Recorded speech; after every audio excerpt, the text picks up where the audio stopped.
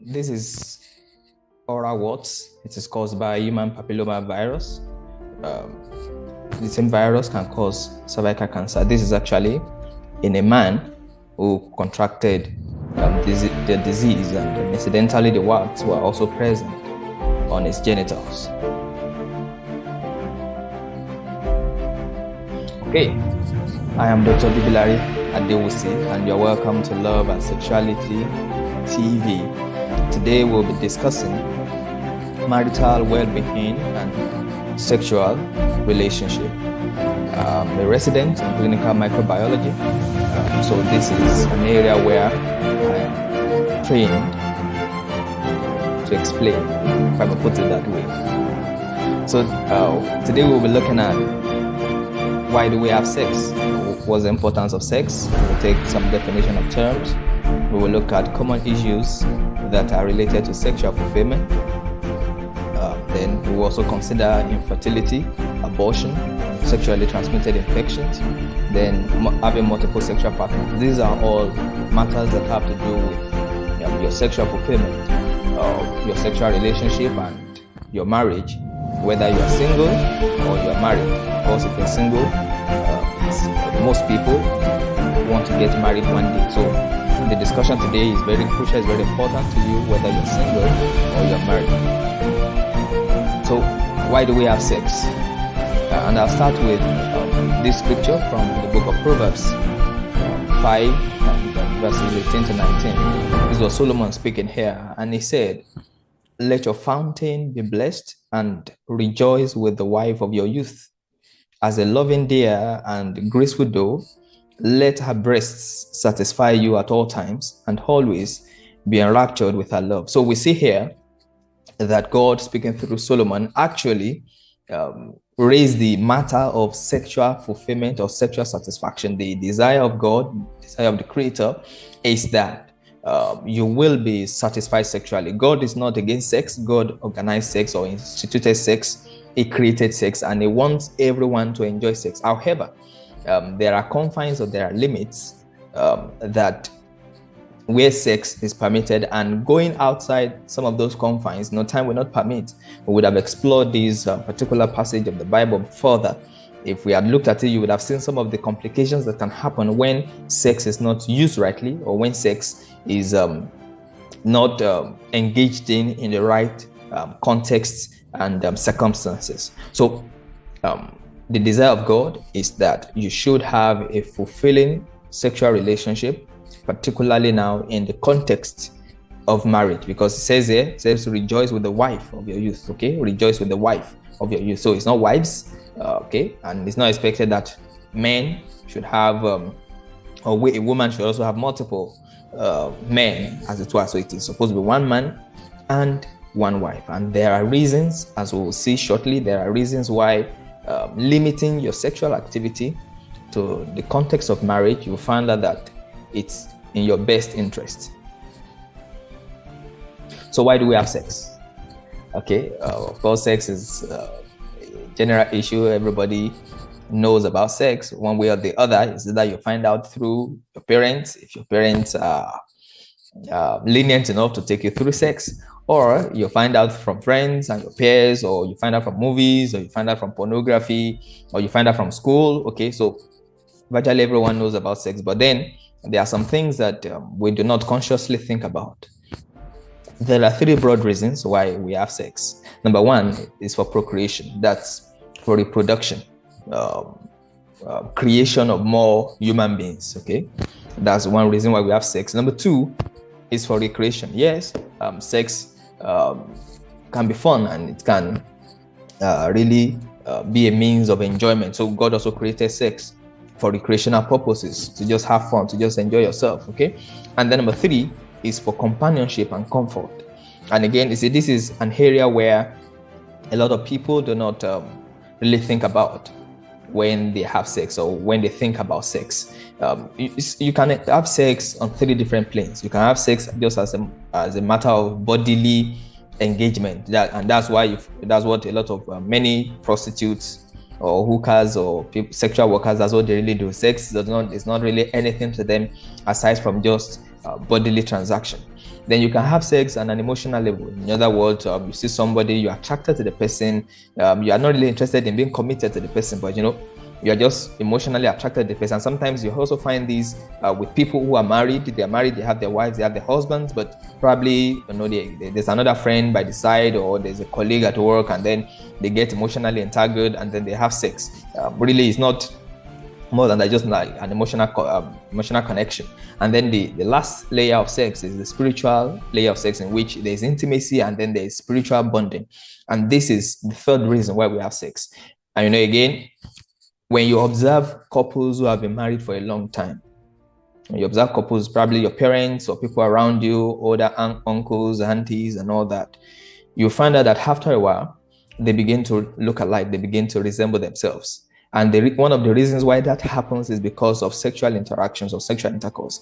As two people have sex over a period of time, there is exchange of materials between them, there's exchange of bonding, exchange of connection, and then you find out that they begin to look alike, they begin to think alike. So that's the third reason why we have sex: for companionship and for comfort. And before we look at some definition of terms, let's examine the reproductive organs or the reproductive systems. In men, this picture gives an overview of the reproductive system in men, and basically it comprises, just a minute. All right, it comprises the penis, which is here, the testis. Basically, this is the bladder. It doesn't really have anything to do with the reproductive system. Then the prostate, plus or minus, it also contributes some functions, but I won't go into that because that is outside the scope of our discussion today. So you have the penis, and then you have the testis. The testis is where the sperm is produced. When the sperm is produced, it is transmitted through this cord. We call it the vas deferens. The vas deferens, okay? So the sperm that is produced here is transported via this pipe or via this cord, and then it gets to the penis, and then whether during wet dreams or through ejaculation, the sperm comes out of the penis. So that's an overview of the male reproductive system. Then for the female reproductive system, let's start from here. We have the vagina here. Then, so this is the bladder, okay? So then we have the vagina. The bladder is not part of it. And then we have the uterus or the womb. The uterus is also called the womb. In between the womb and the vagina is where we have the cervix. The cervix is like the door to the womb. Sorry, that's not very clear on this image. So we have the vagina, we have the womb, then we have the fallopian tube. The fallopian tube are like hands extending from the womb or from the uterus to the ovary. This is the ovary. This is the ovary here. So the ovary produces the egg. Every woman produces eggs. Okay, so the ovary produces eggs. The eggs, when released, usually every woman will produce one egg per month. When the egg is released, it is picked up by this fallopian tube, and if the woman has sex around that period, the sperm that the man deposits in the vagina travels up here and meets with the egg somewhere here. So fertilization usually takes place in the fallopian tube. Then the fertilized egg, which becomes an embryo, travels down to the womb, settles down in the womb, and then the baby grows in the womb. Again, today we will not be able to talk into details about the growth of the baby and our pregnancy, actually the pregnancy process. I will skip that for some other day. So let's look at definition of some basic terms that have to do with your sexual relationship. And of course, when you're married, these are things that will be the order of the day. Okay, so let's start with semen. Semen is what a man releases after ejaculation or after orgasm. Okay, semen and ejaculate sometimes can be used interchangeably, and usually the semen contains fluid, water, and sperm cells. Okay, so the semen, in other words, semen is different from sperm. Sperm are actually cells, but semen contains more than sperm. And that's why when you take a sample of the semen, usually the sperm is suspended in a liquid content, and then aside from the fluid and the sperm, it also contains some nutrients that supports the growth. That supports the sustenance or the survival of the sperm cells. Then we have sperm count. Sperm count is the number of sperm cells in an ejaculate, in a semen. Averagely, a man releases between 1 to 5 mils of ejaculate after, during sex or after sex, whichever way you want to look at it. So what we take as sperm count is the number of sperm cells in 1 mil of the semen. 1 mil of the semen, the number of sperm cells inside it is what we take as sperm count.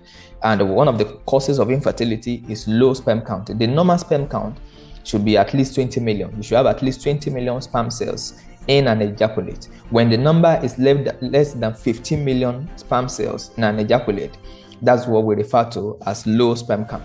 And then spermachy is the age when a boy begins to produce sperm. And of course, usually that will happen from age 10, 11, 12, 13 or thereabout. And we must also note that once a boy can produce sperm, he can impregnate a woman, regardless of the age of the woman. If it's a 10-year-old boy, if it's an 11-year-old boy, because all that is needed is sperm. So once the boy starts producing sperm, he can impregnate a woman. That's why sometimes you find a 12-year-old boy who impregnates another lady or thereabout. All right, so that's very important for us to note that. Then for the female now, menarche is when a lady starts producing eggs, or when she starts menstruating. That's menarche. Then we have ovulation. Ovulation is that time of the month when she produces eggs, or it is the process by which a woman produces eggs.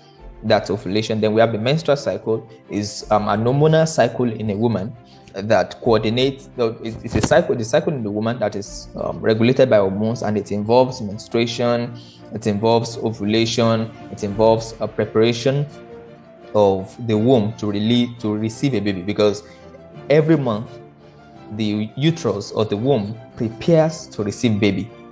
The womb is prepared that in case there's pregnancy is going to occur this month, there are things that have to be put in place to welcome the embryo or to welcome the fertilized ovum, and all that takes place in the menstrual cycle. Then we have the fertile window. The fertile window, also known as the fertile period, is that period of the month when a woman can get pregnant. It's not every day in a month that a woman can get pregnant. So the fertile window consists of, or basically is about 7 days. Number one, it consists of the day of ovulation. It includes the day after ovulation, and then it includes 5 days before ovulation. And there are reasons for all that. Of course, the day of ovulation, that makes sense. That's the day the woman releases the egg, so the woman can get pregnant that day. Now, the day after ovulation, the woman can also get pregnant because the egg can only survive for about 12 to 24 hours. When a woman releases egg, that egg has to be fertilized within 24 hours maximum. If the egg is not fertilized, the egg dies. Once the egg dies, it initiates the process of menses. Okay, so that means that a woman can get pregnant on the day of ovulation. She can also get pregnant on the day after ovulation. Those are 2 days. Then the 5 days before ovulation, she can also get pregnant. Reason being that the sperm can survive up to 3 to 5 days in a woman's body. When a man and a woman has sex and the man deposits sperm or semen inside the woman, the sperm cells can survive up to 5 days. So if a woman has sex like 5 days, up to 5 days before ovulation, she can still get pregnant because some of the sperm cells will still be alive. However, after 5 days, they die off. So pregnancy may not take place if it is more than 5 days. And this slide shows what we have in the menstrual cycle and the fertile window. Of course, the average woman has 28 days cycle. This menstrual cycle is about 28 days, but it can be 21 days, and it can be as short as 21 days. It can also be as long as 35 days. So usually the cycle begins with menstruation. And of course, for women, if you've been to the hospital before, you will realize that when we are interacting with you, we usually want to ask about your last menstrual period. And when we are asking for your last menstrual period, we are also asking for the day you started. It's not the day you finished, the day you started, because that is assumed to be the first day of your menstrual cycle. And then averagely on day 14 is where we have ovulation. Now you see, between day 1 and day 14, this can vary depending on the length of your menstrual cycle. However, from day 14 to day 28 is usually constant. What I mean by that is that once the woman ovulates, by 14 days after, she will start her menstruation. Whether the cycle is 30 days or the cycle is 32 days or the cycle is 26 days. However, between menstruation and ovulation can vary. Okay, so now the fertile window are these 2 days. So day of ovulation is part of the fertile window. Then a day after ovulation is part of the fertile window. Then 3 to 5 days before ovulation. These are this is the fertile window of a woman. So let's consider some of the common issues that are related to sexual fulfillment. Because again, many people get married because of sex. Yes, why it is not bad to get married because of sex, but we must also understand that marriage is bigger than sex. And that is why many times when people only get married for sex, they find out that they soon get tired of their partners and then they are looking for another person to have sex with. So you must understand that marriage is bigger than sex. Marriage is more important than sex. But for the sake of our discussion today, there are a lot of issues that are related to marriage, that are related to your sexual and reproductive health, okay, and that are also related to your sexual fulfillment, even in marriage. And there are about 6 of them. I will do it majorly on 4, but we'll also talk about the 2. Because I will talk about the first 2, but I will do it majorly on the last 4. And the first is masturbation. Masturbation is is self-stimulation of the sex organs. For us in medicine, as far as medicine is concerned, there's nothing wrong. We don't have anything against masturbation. However, when it comes to a matter of faith, a matter of your relationship with God, the masturbation can be an issue. And why the Bible does not really speak directly about masturbation, the Bible does encourage and admonish us to have to walk with the Lord with pure heart, okay, to walk with the Lord and to have a pure mind in our interactions with God. And so that is as much as I would say when it comes to masturbation, because it can affect your interaction with the Lord. But medically, really, we don't have anything against masturbation. Number 2 is sex outside marriage, and that will include sex before marriage and even sex with somebody that is not your partner, that's not your spouse, which in this generation people have now termed to be having side chicks or side cocks, side N, whatever language people use. Again, as far as today's discussion is concerned, I'm not going to really tell you what is right or what is wrong. Okay, what I'm going to present before you are the facts and the truth. Okay, you are free to make your decisions. You are free to decide how to live your life. However, I'm going to help you to see the likely consequences of your actions. Okay, if you choose to be discreet with your sexual life, you will reap earthly benefits. If you choose to be loose with your sexual life, there are also attendant complications that can come your way. All right, so those are the first 2, and then the remaining 4, let's look at them briefly. Let's start with infertility. Again, we're also discussing this because some couples, not all, some couples are going to have to deal with this when you get married, whether you've had sex before. Of course, infertility is likely. The chances of a couple being infertile is more in couples who have been having sex before marriage. For couples who have kept themselves before marriage, the chances of infertility are lower. And the reason is not far-fetched. For people who have been having sex before marriage, there's every tendency that they would have distorted their reproductive system one way or the other, and that may predispose them to infertility. And then for couples who have kept themselves, who have kept their virginity, they are likely not going to have any undue headaches or untoward problems that can affect their fertility in or after marriage. So infertility is defined as a disease of the reproductive system, defined by the failure to achieve a clinical pregnancy after 12 months or more of regular, unprotected sexual intercourse. Basically, what this means is that we say a couple is infertile when they have been trying to get pregnant, or when they have been trying to have a pregnancy for 12 months or more. It means that if a woman comes to me, for example, of course, usually women are the ones that seek help mostly when it has to do with infertility. So if a woman comes to me in the clinic, for example, and then she's complaining that she's married and then she's not been able to have children, the first question I'm going to ask is, for how long have you been trying? So if somebody comes to me after 3 months or 4 months of marriage and they say she has not been trying to she has been trying to get pregnant and she has been unable to get pregnant, the first I'm going to say to her is that you are not infertile. It is until you have tried for 12 months.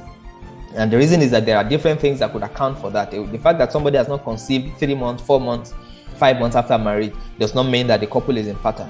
Of course, and then again, I must also say this here. One of the common things that people don't pay attention to is that if you are going to get pregnant, I'm speaking to people who are married now, if you are going to get pregnant, you must have sex, regular sex. I'm going to come, maybe let me just go ahead and talk about that. What we define as regular sex is sex 3 to 4 times a week, or at least 2 to 3 times a week. And then, I've had people who are married and then possibly the husband and the wife, they live in different cities or they live in different locations, and the wife sometimes is complaining that she's not been able to get pregnant. And then I ask, how frequently do you have sex? And then they have sex maybe once in the month, or once in 6 weeks, maybe when the husband comes home from wherever he's working, from whatever city he's working, or when the wife goes to meet him. That's the only time they have sex. And usually I tell them, you're not going to get pregnant that way. You cannot solve infertility problem that way. For you to get pregnant, you must have regular sex, and regular sex at the minimum is 2 to 3 times a week. Number 2 is that it must be unprotected. It is, in other words, there must not be any barrier like condom or something. And so the couple must have been trying for 12 months. They must have been having regular, unprotected sexual intercourse. If they have done this for 12 months and still they are unable to get pregnant, then we can be worried, and then we can say that the couple is infertile, or they have infertility. And again, it's also important to note that infertility is not only a woman's problem. Of course, in our environment here, most times it is taken that it is the woman that has problem. So when the couple cannot get pregnant, the first culprit they want to lay the blame on is the woman, but it's not so. In fact, in most instances, women are only responsible for 30% of infertility cases. In other words, if you have 10 couples who are infertile, or who have not been able to achieve pregnancy, or have not been able to get pregnant, it's only 3 of such couples where it's only the woman that is to be blamed for that. In about another 3 or in about another 30%, the men are to be blamed. And then in about another 30%, you cannot really elucidate what the problem is. And in some 10%, it's a combination of both the woman and the man that have problems. So when a couple is infertile, it's not about just the woman. And that is why when we're also evaluating for infertility in the hospital, we have to see both the man and the woman. It's not just the woman that we're going to be asking to see. We need to see both of them.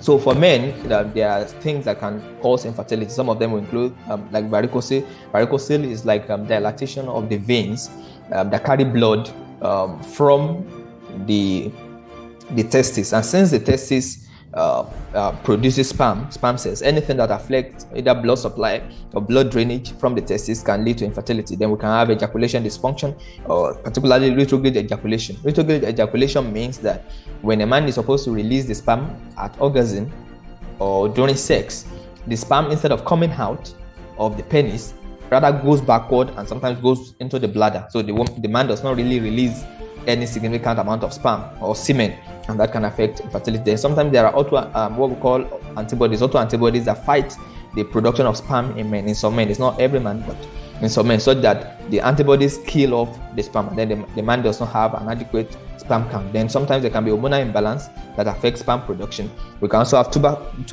defect that affects the vas deferens. That's the pipe I talked about earlier that carries the sperm from the testis to the penis. So when there's a problem with that tube, there can also be infertility for men. Now, for women, infertility can be caused by 4 categories of factors, broadly speaking. Number 1 is that we can have ovarian factor, meaning that when the woman is not producing eggs, or ovum, there can be infertility. Number 2 is what we call tubal factor, when there's anything that affects the fallopian tube. I showed you a picture of the fallopian tube before. It's like the hand that extends from the uterus or the womb and goes to the ovary. So when there's anything that affects that tube or that pipe that blocks it, that can also lead to infertility. Then when we have the uterine factor, anything that affects the womb itself, that affects the receptivity of the womb to the fertilized ovum, can also cause infertility. Then we also have cervical factor.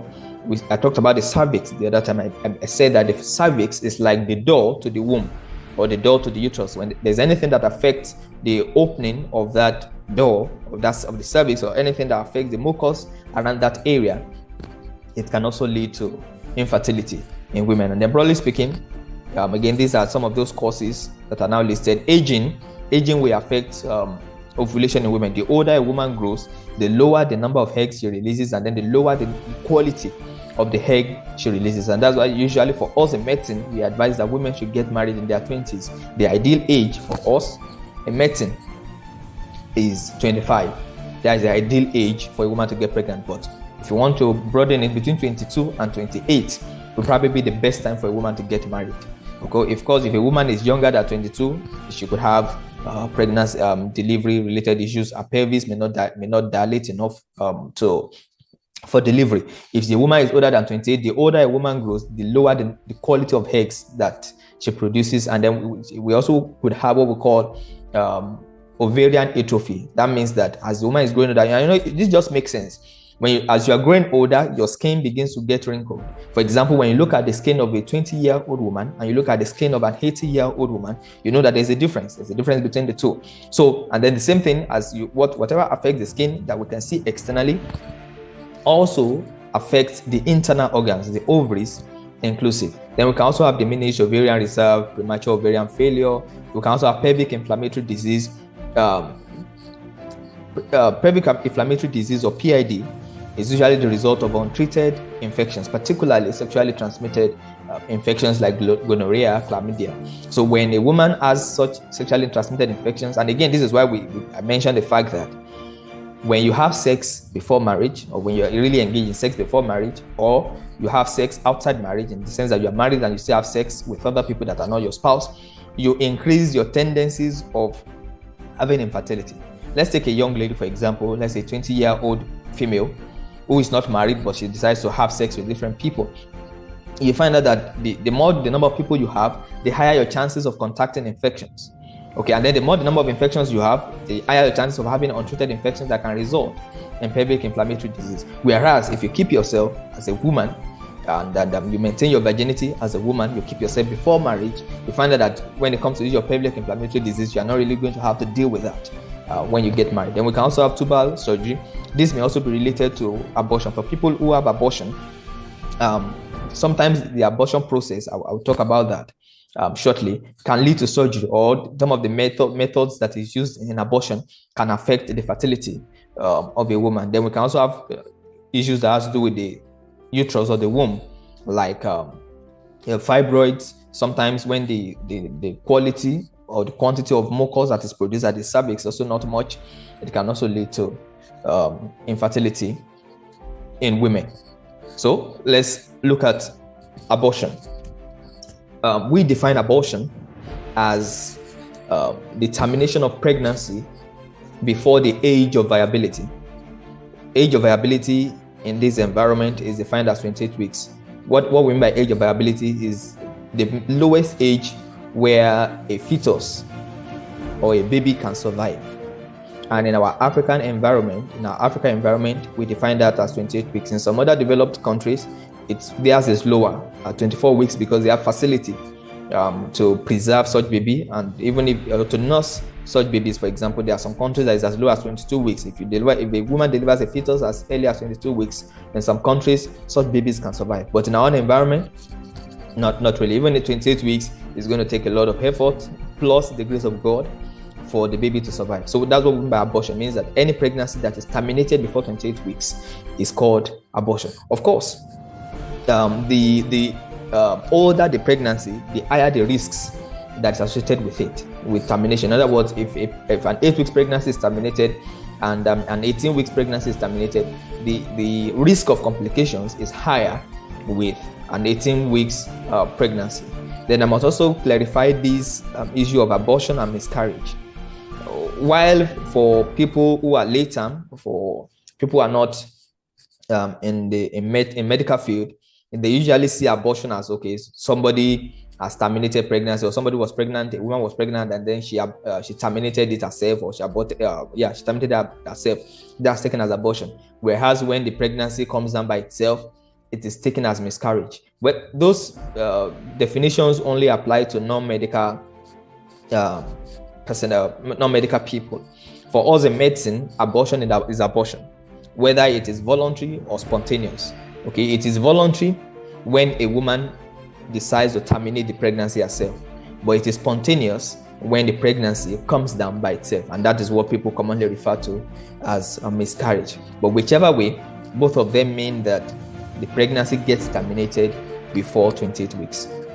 And there are a couple of methods that are used for abortion. I included this because I feel that it's important that we are aware of some of these things that are done. But before I go into these methods of abortion, please note that abortion is illegal in Nigeria. Okay, if you terminate pregnancy or you are caught terminating pregnancy, whether a man or a woman, you will go to jail if you are caught. That's what the law says. And that's also why medical personnel do not terminate abortion. Because if a doctor is caught carrying out abortion, the doctor will go to jail according to the laws of the land. And because of these legal implications is why you will see that many hospitals do not carry out abortion routinely. For most qualified personnel, the only time they carry out abortion is probably if a woman is already having some form of miscarriage. The baby is already, maybe she's having bleeding and all that, and then we realize that the baby can really no longer survive, or the baby is dead, or the fetus is dead. That is when we complete the process. And when we have incomplete abortion, then we can a lady can come to the hospital and we can complete the abortion process.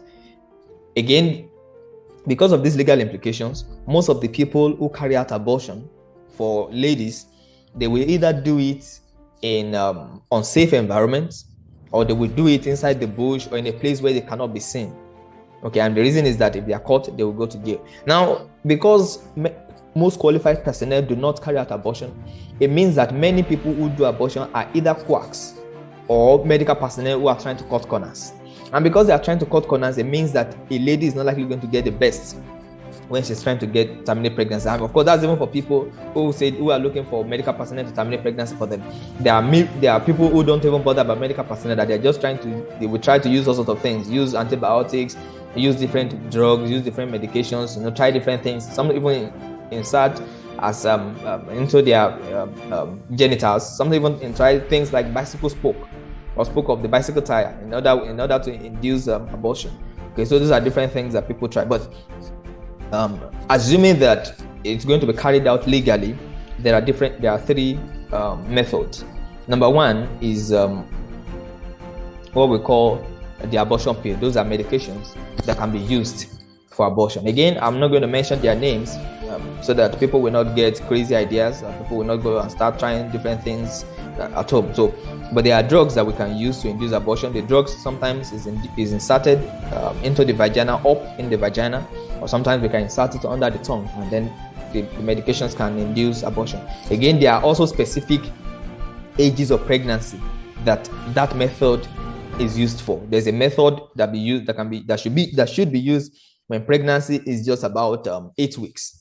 And there's method that should be used when the pregnancy is already up to like 12 weeks or 14 weeks. Okay, sometimes when women mix up, or when a person decides to abort on her own and then she uses the wrong method, that can lead to serious complications for her. We will look at the complications of abortion shortly. So that's the first method. The second method is what we call D&C, dilatation and curettage. Of course, for us in the hospitals, we really don't use this method again because it comes with a lot of complications. But for quacks, that's what many quacks still do, and simply means that they try to scrape out the baby or the growing fetus out of the womb. That's dilatation and curettage. And then we have vacuum abortion or manual vacuum aspiration, in which we use a giant syringe. We call it Carman syringe. We use it to what's it called? To suck out the pregnancy, or for the fetus. And you can see it here. You can see this syringe here. This is the Kalman syringe, a very giant syringe. And then you can see it here. It is being inserted here, and this is supposed to be the growing baby. So it is used to suck out the baby. Of course, you cannot use this method for pregnancies that are more than first trimester, because after first trimester, sometimes the bones are already getting formed, and that means that you have to use other methods to terminate the pregnancy. These are some of the complications of abortion.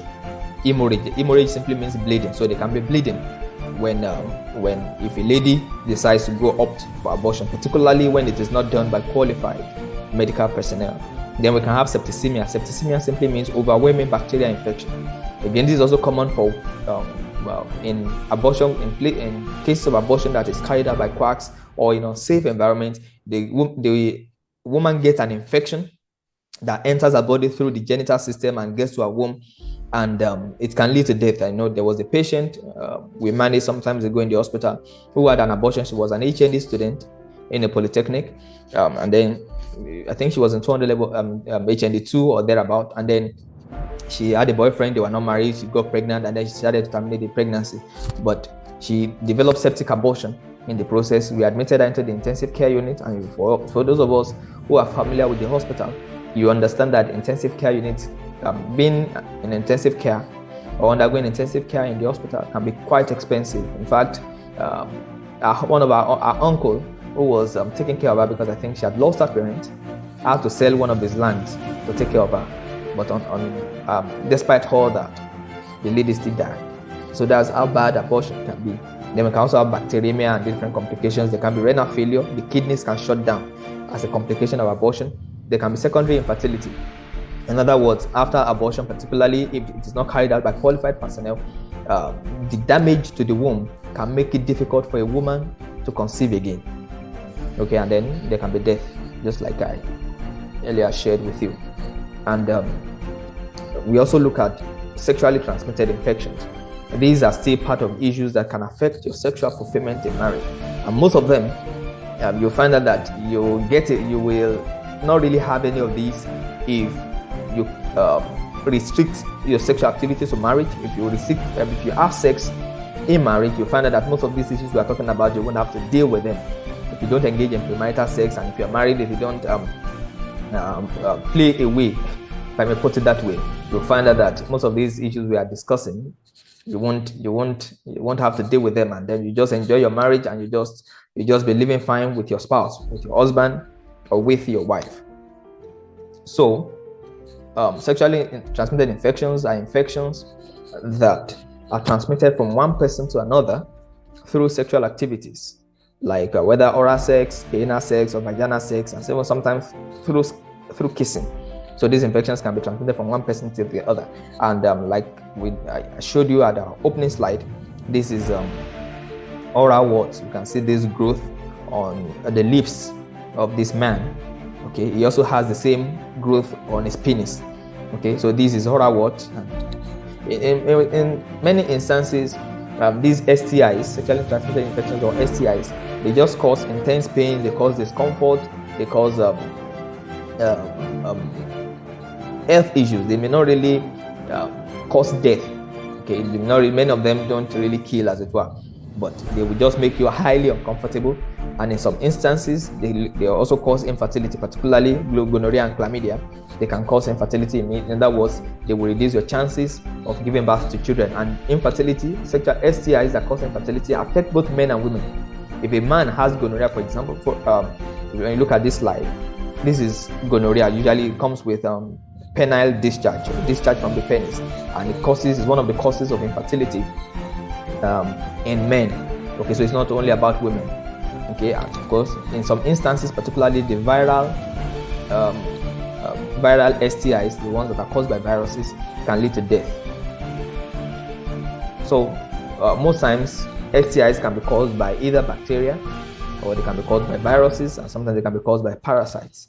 I showed you this picture earlier. This is gonorrhea in a man, and this is what you have in women. You just have this copious, foul-smelling, creamy discharge from the women, and when it's not treated on time or treated well, it can lead to pelvic inflammatory disease that can make both the womb and then particularly the fallopian tubes to close up, and that can lead to infertility in women. That is aside from the recurrent lower abdominal pain that the woman is going to keep experiencing. This is oral ulcer. You can see these ulcer lesions. These are like wounds on the tongue, and this can be caused by syphilis. It can also be caused by chancroid. Chancroid is caused by a bacteria called Haemophilus ducreyi. Okay, these are some of the complications, these are some of the sexually transmitted infections, some of the symptoms that a person can have. This is also another ulcer. This also can be caused by syphilis, can be caused by chancroid. This is on the phallus or the penis. It can also affect the labia in women. And of course, for the ones that are caused by viruses, you have HIV. And it's important to note that as far as medicine today is concerned, HIV does not have a cure. And most people who are HIV positive, they are not going to write it on their foreheads that they are positive. You know, I read the story of a young man online who got HIV when he was in 200 level. Yeah, he became HIV positive in 200 level in the university. And that's to tell you that some of the people you look at in the class, if you're a student, for example, some of your colleagues in the university or in the polytechnic, they could be HIV positive, and they won't tell you. You just have sex with them, and then you realize that you contract a debilitating illness. Yes, there are drugs that are used to manage HIV, but you could avoid that, because HIV does come with attendant complications, recurrent illnesses. You are not really your life what's it called? Your life function is somewhat reduced when you have HIV. So the best is to prevent it. Okay, and then you see this man, you can see how chronically ill looking he is, you can see how thin he has become. Then we also have hepatitis B and hepatitis C.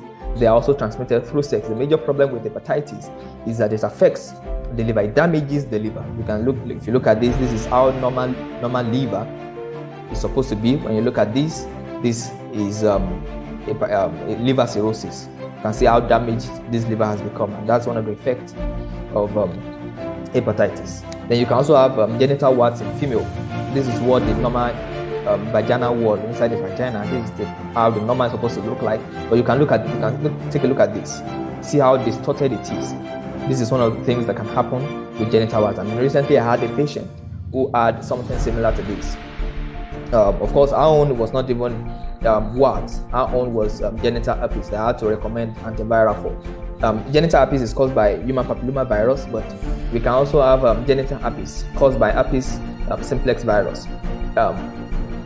Herpes on the other side, sorry, I don't have the pictures here, but I've shown you, is not really curable. So even though I recommended antiviral medication for the particular lady, the drug is only going to suppress the growth of the virus. It's not really going to kill her totally. And then this is also genital warts, particularly scrotal warts. In men, you can see this abnormal growth on the skin. And last but not the least, we must also talk about having multiple sexual partners. Now, when you have or having multiple sexual partners means that you have sex with different people over a period of time, or you are having sex with different people at the same time. Okay, that's what we mean by multiple sexual partners. And when you do have multiple sexual partners, you should understand that there are going to be problems that are associated with it. Again, when you have premarital sex, or when you have sex before marriage, or when you start having sex before marriage, there's every tendency that you are going to end up with multiple sexual partners. Reason being that most people who are going to have sex before marriage, they won't get married. They're not likely going to get married to themselves. And the many times for people who have sex before marriage, it's usually more of infatuation or lust, just bodily engagement alone. And usually when a person has sex just because of infatuation or because of just bodily stimulus, you find out that after a while you get tired of the person, and then you want to move on to the next person. You have to have sex with another person. This is worse in men or in guys. So whether a man or a woman, if you choose to have sex before marriage, you understand that you are likely going to end up with multiple sexual partners. Now, if you have multiple sexual partners, or if you get to have multiple sexual partners, some of the problems you are likely going to deal with is, number one, you are likely going to live a shorter life. than what God planned for you. Reason being that some of the sexually transmitted infections that you can get or that you can contract can shorten your lifespan. Number two is that it's likely going to affect, it's likely going to reduce your chances of having stable long-term relationships, particularly for men. It's like what they say, when a dog has tasted blood, it's always going to want more. So once you decide to start having sex or start having multiple sexual partners, there's a tendency that you will not be satisfied with one person. There's a tendency that you will want to keep having more people, having sex with more people. So, and then, you just find out that it becomes difficult for you to be faithful in marriage. It becomes difficult for you to really appreciate your partner, and then that will affect you ultimately. Number three is that there's a higher risk of you having psychological and emotional distress when you have multiple sexual partners, possibly because of the abuse or because of the serious heartbreaks that are likely going to be associated. It increases the mental health issues that you can have. That's also coupled with the recurrent feelings of guilt that can limit your internal happiness or internal fulfillment. Number four is that you're also likely going to have unwanted pregnancies. And of course, if you get pregnant and you decide to abort it, you also have to deal with the complications that have to do with abortion, the complications of abortion that we discussed earlier. And lastly, the spiritual entanglement. Now, whether you believe on demons or not, demons are real.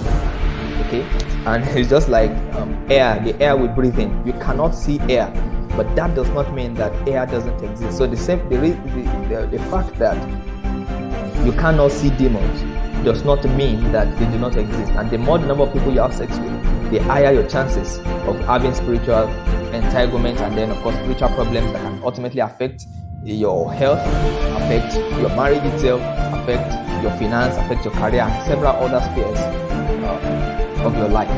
So in conclusion, today we really discussed sex, sexual fulfillment, and the fact that your marriage or your marital well-being has a lot to do about your sexual life. And the more district you have about your sexual life, the better your chances of having a stable marriage or a stable marital relationship. And then we took time to define some terms. We looked at the male reproductive system, we looked at the female reproductive system, and then we also defined terms like semen, menarche, spermarchy, and different terms like that. And then we also talked about the sexual fulfillment, your sexual fulfillment, and then different issues that can affect your sexual relationship and your sexual fulfillment. So thank you for your attention. We will stop here. So if there are questions, you can send them across.